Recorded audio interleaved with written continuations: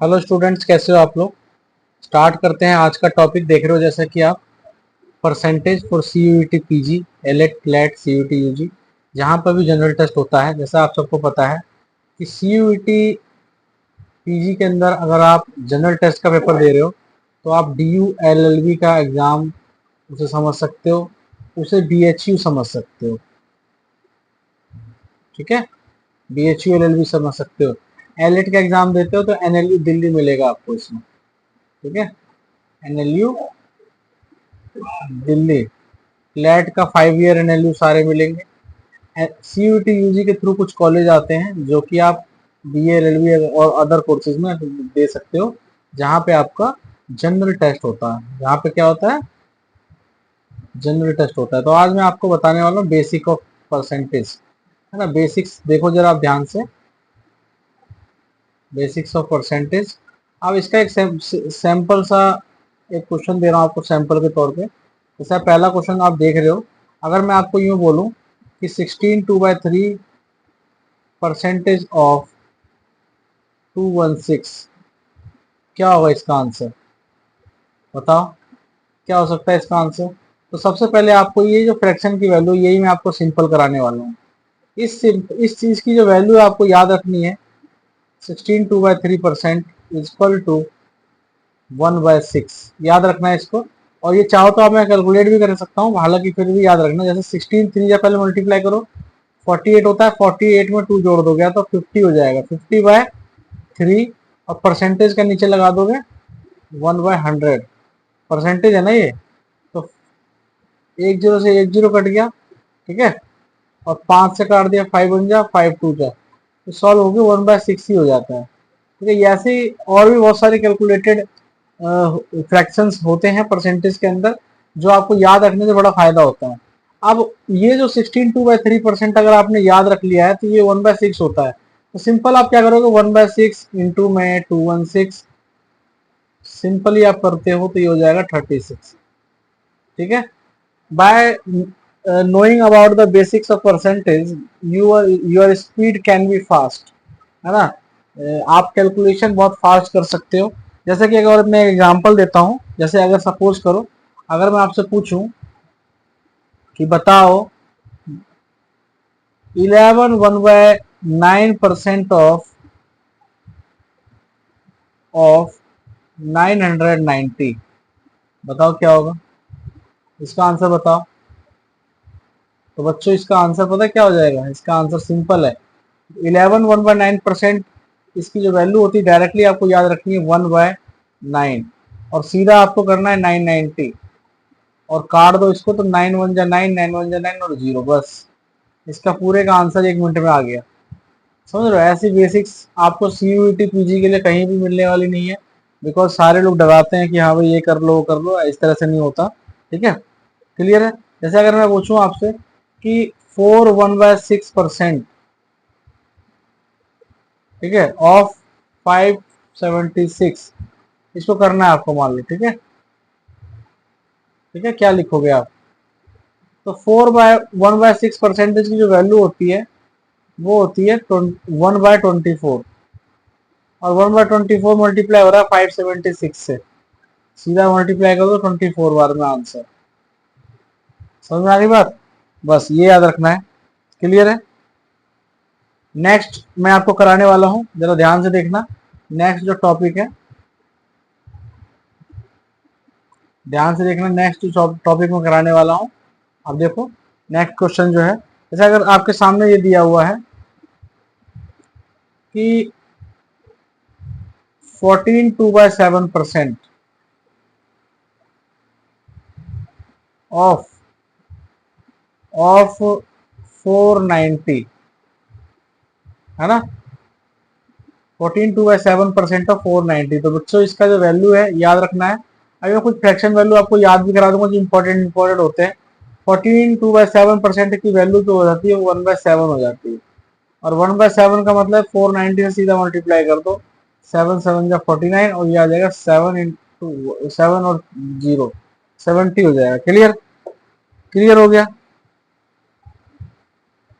Clear है ना। अगर मैं आपसे पूछूं कि 16 2/3%, तो इसकी वैल्यू होती है 1/15, याद रखना है आपको 1/15। तो अगर मैं आपसे पूछूंगा कि बताओ कि 16 2/3% ऑफ 2250, आप अगर मैं इसको कैलकुलेट करना चाहूँ तो कितने देर में करूंगा?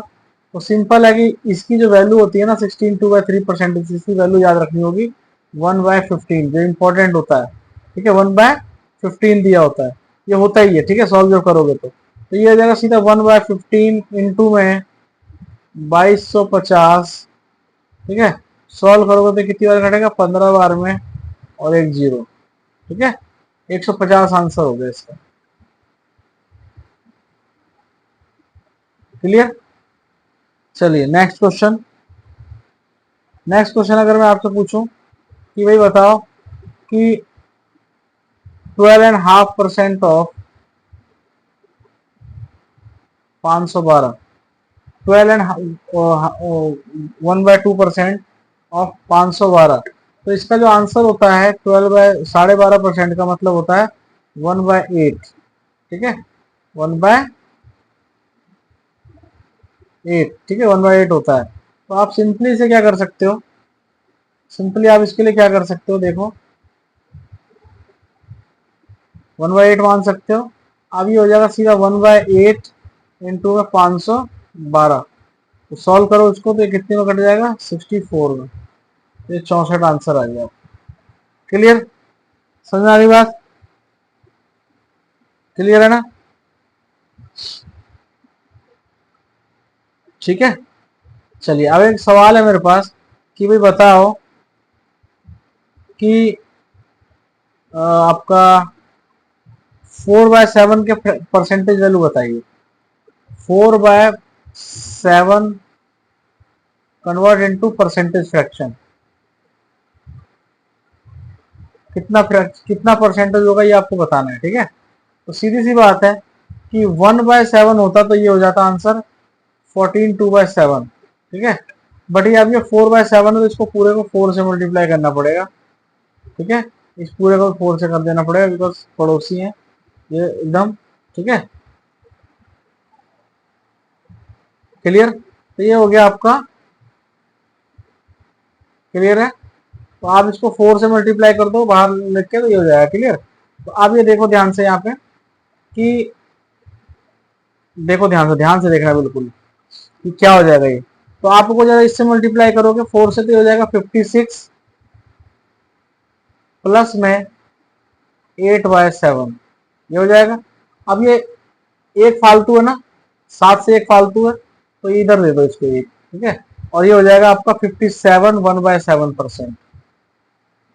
ठीक है, 57 1/7%।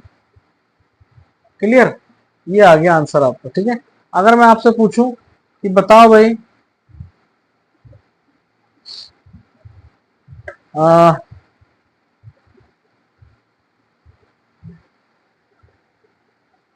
5/8 का